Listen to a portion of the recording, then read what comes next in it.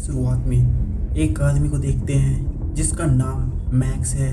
दरअसल यह उस वक्त की कहानी है जब दुनिया में न्यूक्लियर वॉर हुई और पूरी दुनिया समाप्त हो गई। जो लोग बचे थे वे भी भूख और बीमारी से मारे जा रहे थे।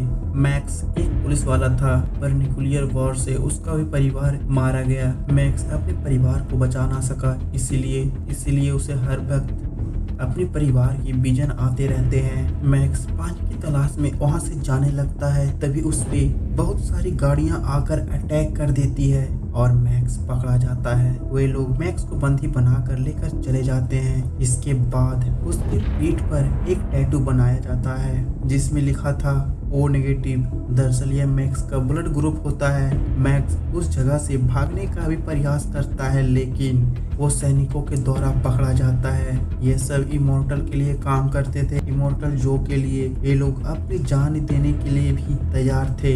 इमोर्टल अपने चेहरे पर एक मास्क लगा कर रखता था क्योंकि उसे हर वक्त ऑक्सीजन की जरूरत होती थी। इमोर्टल जहाँ पर रहता था वह जगह पहाड़ी होती है। उस जगह के लोग बहुत ज्यादा कमजोर होते हैं। इमोर्टल बाहर निकल कर कहता है, तुम्हारा भगवान मैं हूँ और मेरी वजह से ही तुम सब जिंदा हो। इतना कहकर ऊपर से पानी का टैंकर खोल देता है। उस पानी को पीने के लिए कई सारे लोग उस पानी की तरफ भागते हुए जाते हैं, पर थोड़ी ही देर में इमोर्टल पानी के नल को बंद कर देता है, जिससे कई सारे लोग पानी के लिए आपस में ही लड़ने लगते हैं। तभी हमें एक लड़की को दिखाया जाता है जिसका नाम फ्यूरियोसा होता है। इमोर्टल ने फ्यूरियोसा को बचपन में ही एक कबीले से चुरा कर लाया था। अब वह इमोर्टल जो के लिए काम करती है। इमोर्टल ने उसे डीजल बग से ईंधन के बदले हथियार लाने के लिए भेजा होता है, पर वह डीजल बग ना जाकर अपनी गाड़ी को पश्चिम की ओर मोड़ लेती है। उससे एक आदमी पूछता भी है कि हम पश्चिम की ओर क्यों जा रहे हैं, उस तरफ तो हमारे दुश्मन हैं, लेकिन वह उसे कहती है कि हम पश्चिम की ओर ही जाएंगे, यह रास्ता शॉर्ट पड़ेगा। उसकी बातों को कोई टाल भी नहीं सकता था। दरअसल वह उन सब की लीडर होती है। यह सब दूरबीन की मदद से इमोर्टल भी देख रहा था। वह भागता हुआ एक कमरे की ओर जाता है जहां उसने अपनी बीवियों को बंदी बनाकर रखा था ताकि उनसे बच्चा पैदा करके अपने वंश को आगे बढ़ा सके, लेकिन कमरे में कोई नहीं होता। इमोर्टल समझ जाता है कि फ्यूरियोसा उन सबको यहाँ से भागने में मदद कर रही है। उसकी बीवी ने दीवार पर लिख रखा था कि हमारे बच्चे इस नर्क में पैदा नहीं होंगे। इमोर्टल अपने आदमियों को उनके पीछे जाने के लिए बोलता है। उसके सैनिक को लगता है कि अगर वह युद्ध में मारे गए तो उन्हें स्वर्ग मिलेगा। दरअसल सभी एक बीमारी से ग्रसित होते हैं।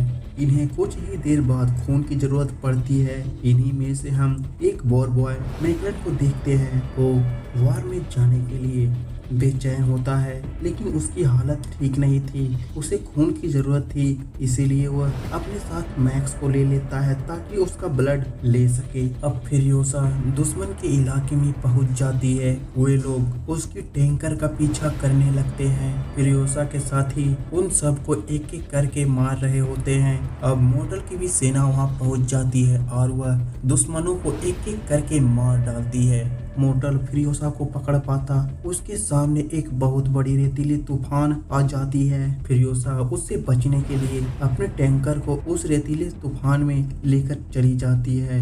उसके पीछे मैकलन भी अपनी गाड़ी को तूफान के अंदर लेकर चला जाता है। मैक्स अब भी उसी गाड़ी में बंधा हुआ था। मैकलन फ्यूरियोसा के गाड़ी के करीब पहुंच तो अपनी गाड़ी में पेट्रोल को गिराकर आग लगाने वाला होता है ताकि उसकी गाड़ी के साथ फ्यूरियोसा का ट्रक भी ब्लास्ट हो जाए, पर मैक्स उसे आग लगाने से रोक लेता है और अगले ही पल फ्यूरियोसा की गाड़ी से इनके गाड़ी में एक जोरदार टक्कर होती है, जिससे मैकलन की गाड़ी के चित्रे उड़ जाते हैं।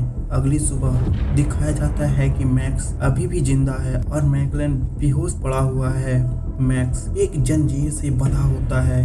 वही जंजीर मैकलन उसके शरीर से भी बंधी थी। इसीलिए मैक्स उसे कंधे पर उठाकर उस गाड़ी की तरफ जाने लगता है जिसमें फिरियोसा ने मॉर्टल की 5 बीवियों को लेकर जा रही थी।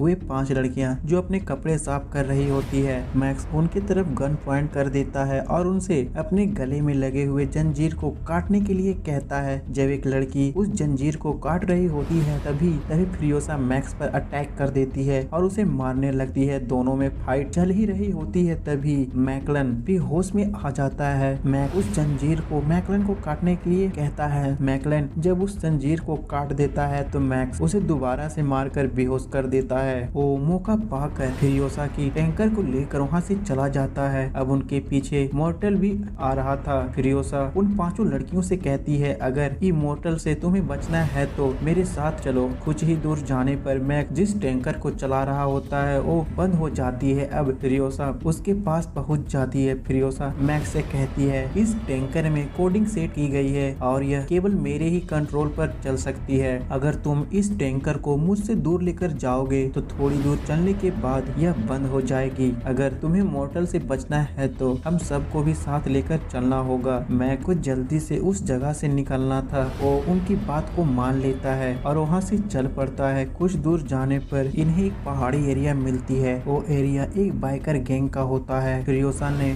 उनसे वादा किया था कि अगर वो उसे वहाँ से जाने देंगे और मॉर्टल के गैंग से बचाएंगे तो इसके बदले फिरियोसा उन बाइकर को ईंधन देगी।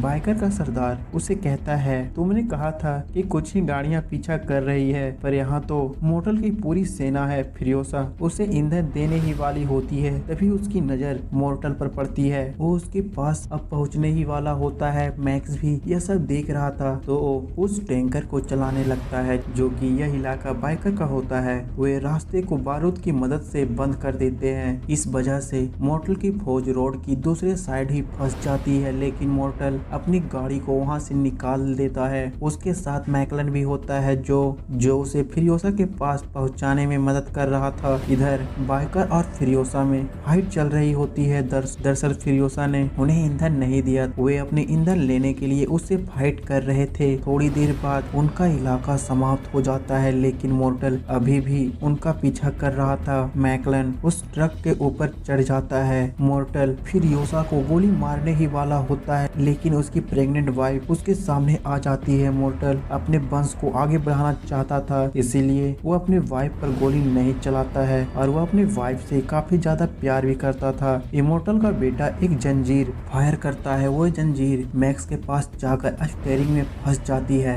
मॉर्टल की वाइफ जो कि प्रेग्नेंट थी वो उस जंजीर को काटने के लिए जाती है। इतने में ही टैंकर के सामने एक बड़ा सा चट्टान आ जाता है। टैंकर की संतुलन बिगड़ जाती है और मॉर्टल की वाइफ नीचे गिर जाती है, जिससे वह मॉर्टल के गाड़ी के नीचे आ जाती है। मॉर्टल उसे बचाने के लिए अपने गाड़ी को टर्न करता है, जिससे उसकी भी गाड़ी पलट जाती है। मॉर्टल गाड़ी से बाहर निकलता है। अब उसकी वाइफ मर चुकी होती है और उसके पेट में पल रहा बच्चा भी मर गया था। मॉर्टल बहुत गुस्से में होता है। मैकलन भी उसी टैंकर में होता है जो अपने सिर को गाड़ी पर ही पटक रहा था। वो कहता है कि मॉर्टल ने मुझे मौका दिया था, मैं तुम सबको पकड़कर उसके हवाले कर दूंगा तो मुझे जन्नत मिलेगी, लेकिन अब नहीं, उसकी पत्नी मारी जा चुकी है। खैर इसके बाद अब रात भी काफी ज्यादा हो चुकी थी, पर मॉर्टल अभी भी उनका पीछा कर रहा होता है। जब मैक्स गाड़ी को चला रहा था तो उसकी गाड़ी एक दलदल में जाकर फंस जाती है। मॉर्टल की भी कई सारी गाड़ियां उस दलदल में फंस जाती है, पर उसकी एक गाड़ी अभी भी उनका पीछा कर रही होती है। इनके साथ जो वो वॉरियर होता है मैकलन, जो पहले इन सब को पकड़कर मॉर्टल के हवाले करना चाहता था, वो इनकी मदद करने लगता है। वे सब अपनी गाड़ी को एक पेड़ से बांधकर उसे खींचकर बाहर निकालते हैं। पीछे से आ रही गाड़ियां इन पर अंधाधुंध फायरिंग कर रही थी। थोड़ा सा ही दूर जाने पर इनकी गाड़ी का भी पेट्रोल अब खत्म होने वाला था। पीछे से आ रही गाड़ी जो अब भी इनका पीछा कर रही होती है, तो फिरियोसा अपने गन से शूट करके उन्हें जख्मी कर देती है। मैक्स टैंकर से उतरकर उनके पास जाने लगता है, क्योंकि अब इनके पास ईंधन और हथियार दोनों ही समाप्त हो चुके थे। मैक्स फिरियोसा से कहता है, अगर मैं आधे घंटे में नहीं लौटा तो तुम यहाँ से चली जाना। लेकिन थोड़ी ही देर बाद एक जोरदार ब्लास्ट होता है। फिरियोसा को लगता है कि अब मैक्स मारा जा चुका है, पर मैक्स पेट्रोल और हथियार हथियार को लेकर आ रहा होता है। इसके बाद अब सभी वहाँ से निकल जाते हैं। अगली सुबह वे सब एक टावर के पास पहुँचते हैं। उस टावर पर एक औरत की रोती हुई आवाज सुनाई देती है। मैक्स फिरियोसा को कहता है कि यह कोई ट्रैप होगा हमें फंसाने के लिए। वो फिरियोसा को नीचे उतरने से मना करता है, लेकिन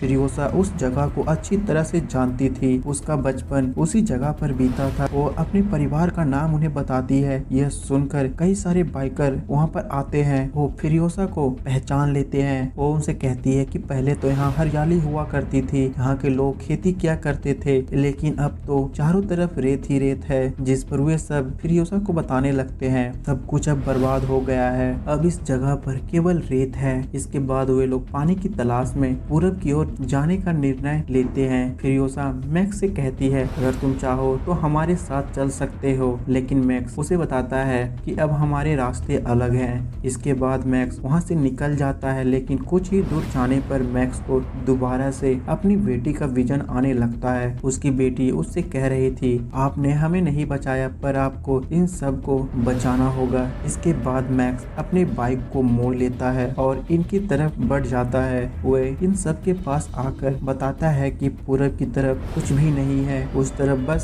सिर्फ नमक की चट्टान है। हमें अगर पानी चाहिए तो मॉर्टल के किले पर जाना होगा, क्योंकि मैंने उस जगह पर ग्रीनरी देखी है। वे सब्जियां भी उसी ग्रीनरी की मदद से उग जाता है और उसकी सेना भी अभी किले पर नहीं है। अब वे सब मॉर्टल के किले की तरफ निकल जाते हैं। मॉर्टल उन सबको देखकर समझ जाता है कि वे सब किले की ओर जा रहे हैं, क्योंकि किले पर सिपाही नहीं है। वे किले पर कब्जा करना चाहते हैं। मॉर्टल अपनी फौज को लेकर किले की तरफ जाने लगता है। अब दोनों में एक जोरदार फाइट होती है। फिरियोसा फाइट के दौरान मॉर्टल के पास पहुंच जाती है। वो उस ऑक्सीजन पाइप को मॉर्टल के चेहरे से हटा देती है। ऑक्सीजन न मिलने के कारण मॉर्टल की बहुत ही बुरी तरह से मौत हो जाती है। मैकलन मॉर्टल की सेना को रोकने के लिए अपनी गाड़ी, जिसमें काफी मात्रा में ईंधन भरे होते हैं, वो एक पहाड़ से जाकर टकरा देता है, जिससे एक जोरदार धमाका होता है। उस ब्लास्ट में मॉर्टल के काफी सारे आदमी मारे जाते हैं, लेकिन मैकलन की भी जान उसी ब्लास्ट में चली जाती है। अब फिरियोसा जख्मी हो चुकी थी, उसके शरीर से काफी ब्लड गिर चुके थे, जिस वजह से वह अब बेहोश होने लगी थी।